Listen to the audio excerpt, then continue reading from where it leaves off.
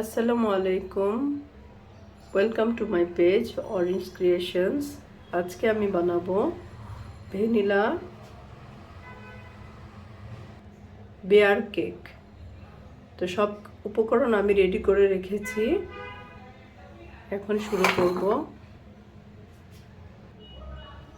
আমি প্রথমে শুকনো উপকরণগুলো একসাথে করে নিচ্ছি। এখানে 2 কাপ ময়দা দিয়েছি,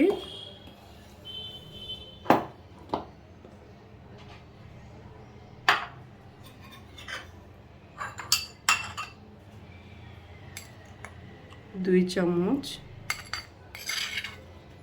গুঁড়ো দুধ দিচ্ছি,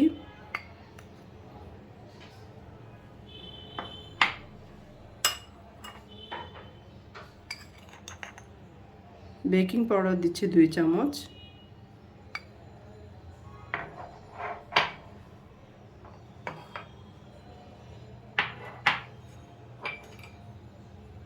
কোকো পাউডার 2 চামচ।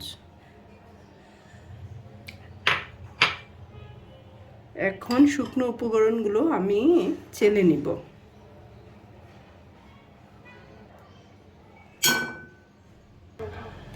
সবগুলো উপকরণ ভালো করে মিশিয়ে নিচ্ছি।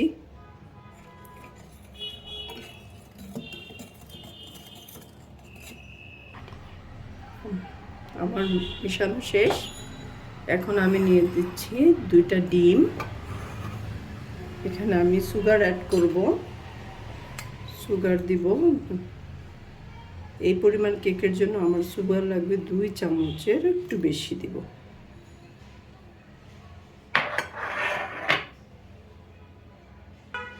চিনি এবং ডিম আমি একসাথে মিক্সড করে নিচ্ছি।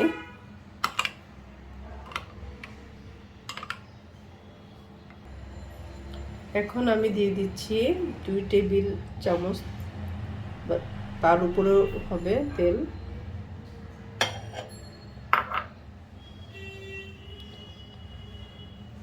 তেলের পরিবর্তে আপনারা ঘিও নিতে পারেন এখানে। এখন ভালো করে আমি মিক্সচারটা করছি। সবসময় আপনারা লিকুইড মিক্সচারগুলো একসাথে দেওয়ার চেষ্টা করবেন, কারণ এতে আপনাদের সুবিধা হবে মিক্সড করতে।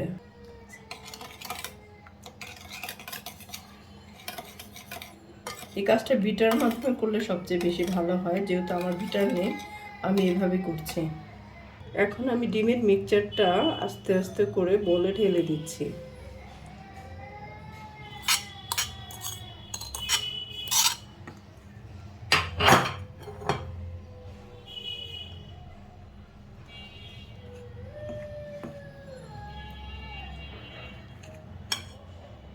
আমি এই উপকরণটা ভালো করে মিক্সচার করব, কারণ মিক্সিংয়ের উপরেই আপনার কেকটা সুন্দর হবে।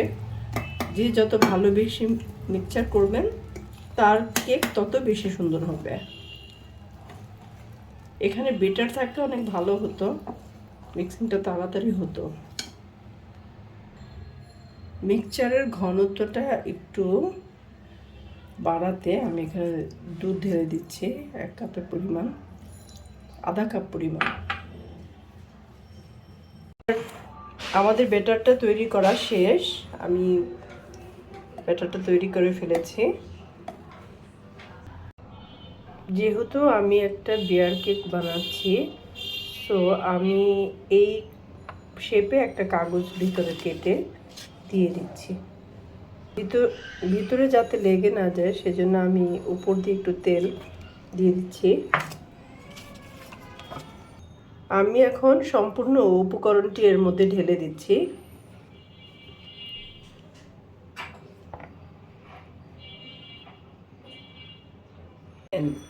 দেখেন আমার কেকটা অনেক ফুলে গিয়েছে, অনেক সুন্দরভাবে দেখা যাচ্ছে। আমি কেকটি চুলোয় বসিয়েছিলাম। এখন আমি কাঠি দিয়ে দেখছি প্রত্যেকটা জায়গায় ঠিক মতো হয়েছে কিনা।